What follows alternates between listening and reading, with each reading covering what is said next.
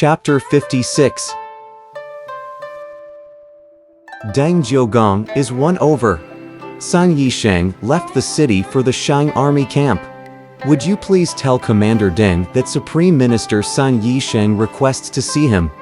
He told the guard at the camp gate. Deng Jiugong was surprised at the report. We're enemies. Why should Jiang Ziya send someone to see me? This must be a plot to demoralize my army. Tell him I'm not in a position to meet him, as we're still at war with one another. When this message was relayed, Sun Yisheng protested. According to custom, when two parties are at war, their representatives may still meet. What's wrong with my seeing him? By order of Prime Minister Jiang, I must see him about an important matter. Would you ask him again? When the guard repeated Sun Yisheng's words, Deng Jiugong thought the matter over silently, but Tai Luan approached him and said, "Why not let him come in, Commander? Listen to what he has to say and then decide what action we should take. What can be wrong with that? You're quite right. Admit him into the camp." Sun Yisheng was conducted in and cordially met by Deng Jiugong under the eaves. They greeted each other politely and sat down. "Minister, we're engaged in an unfinished war. It would be inconvenient for us to talk privately, so please speak here. Your tongue may be a sword and your lips a lance, but my heart is as hard as stone. I cannot be deceived by any sweet talk." Sun Yisheng smiled. "I would have never dared to see you under the present conditions, but this matter is very important. We took one of your generals yesterday, and as the result of our inquiries, found surprisingly that he's your son-in-law. As a merciful man, Prime Minister Jiang hasn't the heart to disregard your daughter's love for him. He sent me here to inform you and wait for your decision." Deng Jiugong was shocked. "Who's this son-in-law of mine? Don't pretend that you don't know, Commander. Your worthy son-in-law is Earth Traveler Sun." Deng Jiugong flushed red. "Listen, my dear minister. I've got only one daughter. She lost her mother during childhood. To me, she's a pearl in the palm of my hand. How could I carelessly promise her to anyone? Though many young men have asked for her hand, I don't regard any of them as good enough for her. How can that fellow dare to speak such nonsense? Please stay calm, Commander, and listen to what I have to say. When our ancestors choose a son-in-law, they don't always insist that bride and groom be of equal family status. Earth Traveler Sun is by no means a nobody. He's a prominent disciple of Krakukanda. Shen Gongbao deceived Earth Traveler Sun in order to harm Jiang Ziya. That's what Sun told us yesterday before his master. First he was deceived by Shen Gongbao, then he was bewitched by your promise to marry your daughter to him.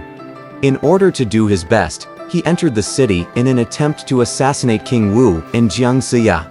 According to the law, he should be executed, but he begged for mercy, saying that he couldn't die in peace if he failed to marry Deng Chunyu. His plea was rejected, yet I was in full sympathy with him. I'm unwilling to see their pure love destroyed just because of an error on the part of Earth Traveler Sun. I persuaded Prime Minister Jiang to reconsider the matter, and I suggest that you also help your daughter and Earth Traveler Sun to happiness. Jiang Ziya would like to set Sun free and send him back to you before any further battle is waged. He was simply talking rubbish. I only took him on as a general. How could I promise my daughter to him in marriage? He has merely used this as a pretext to save his life and insult my daughter at the same time. How can you believe him? There must be some reason why he should say such a thing. He can't possibly have fabricated the whole story. I think that when you were drunk, you said things to encourage him. He believed that you spoke honestly and became infatuated with the idea of marrying your daughter. You're right, Minister. You have keen insight into things.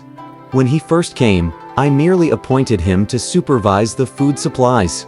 After General Tai Luan was defeated, I appointed Sun General of the Vanguard.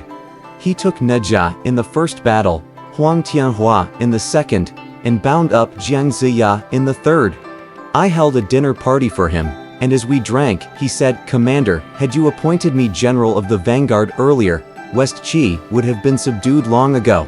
I was already drunk by that time and carelessly promised him, "If you subdue West Qi, I'll let you marry Deng Qianyu."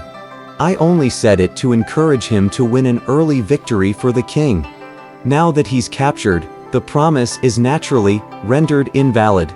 It's outrageous that he should trouble you to come here to see me. You're mistaken, Commander.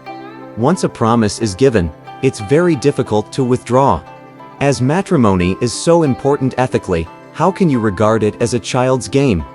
You made the promise, and he believed you. Since he's told everybody about it, all the people in the country think that you've picked an outstanding young man. No one will understand that you were playing a trick to fool him for the welfare of the state.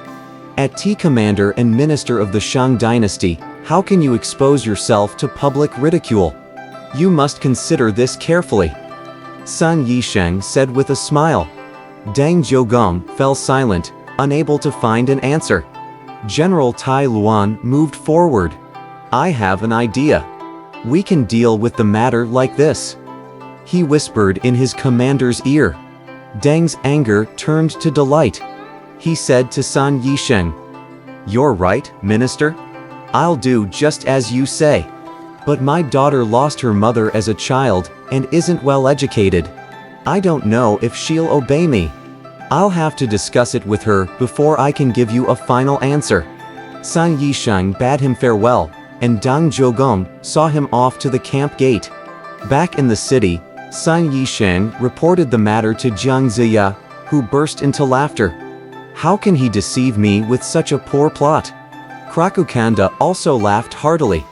"Let's wait and see what they say to us." "I'm sorry to trouble you, minister," Jiang said to Sun Yisheng. "But we'll discuss this matter again as soon as Deng Jiogong sends word." "Though I've given a skillful answer to Sun Yisheng, what shall we do next, General Tai Luan?" Deng asked. "Commander, send a capable person to West Qi tomorrow to tell Jiang Ziya, our commander has discussed the question of marriage with his daughter, and she has agreed to keep her father's promise. However, as we're at war, she trusts no one other than Prime Minister Jiang.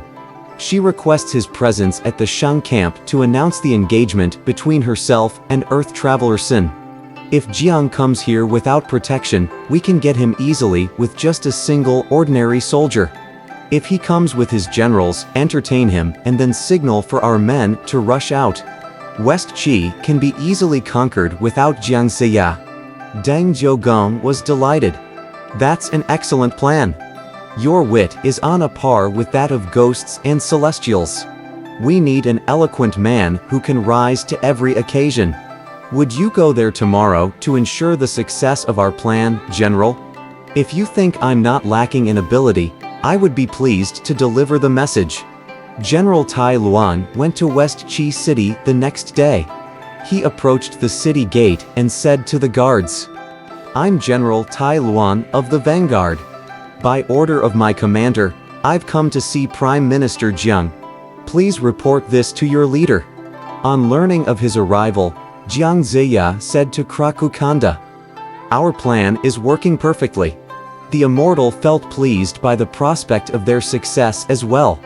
The city gate was opened immediately, and the visitor was admitted and warmly welcomed by the Prime Minister and the immortal on the stone steps of the Prime Minister's reception hall. General Tai Luan bowed. "Prime Minister, I'm only a soldier, yet you show me such respect. I should kowtow before you. As the representative of your army, you're our distinguished guest. Please don't stand on ceremony, General," Jiang Ziya replied. When they were all seated, Jiang Ziya began. When Krakukanta ordered his disciple be put to death, Sun begged to have his death penalty postponed on the grounds that Commander Deng had promised to take him as his son-in-law. "We therefore asked Sun Yisheng to see your commander to arrange the marriage. We'll release Sun so that the two may be married. Your commander generously promised us a definite reply, so we're very happy to have your honorable presence here today." General Tai Luan bowed politely. Commander Deng asked me to tell you that he was drunk when he made that promise to Earth Traveler Sun. He never imagined Sun would tell you that secret after his capture, making things very difficult for him. As his daughter lost her mother in childhood, he adores her like a precious pearl. He demands that a solemn ceremony with full rites be held on an auspicious date. He's chosen the day after tomorrow. He would feel greatly honored if Sun were escorted to the wedding by both you and Sun Yisheng. He would also be pleased to discuss state affairs with you after the ceremony. Would you agree to this proposal, Prime Minister? I know that his offer is sincere. We're loyal to His Majesty, yet we've been unjustly attacked several times by the royal forces without being given the chance to explain.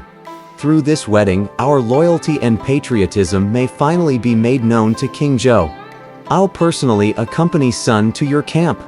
Would you kindly report all this to your commander, General? Jiang Ziya replied. After being entertained, General Tai Luan left the city and returned to the Shang camp. How did everything go? Deng Zhogong asked anxiously upon his return. When Tai Luan told him that Jiang Ziya had agreed to accompany Sun to his camp, Deng Zhogong touched his forehead with his hand and said happily, "By the good fortune of the king, Jiang Ziya will bring about his own end the day after tomorrow. Though success is imminent, we should still be on guard against any mishap." General Tai Luan warned. Deng Zhogong ordered,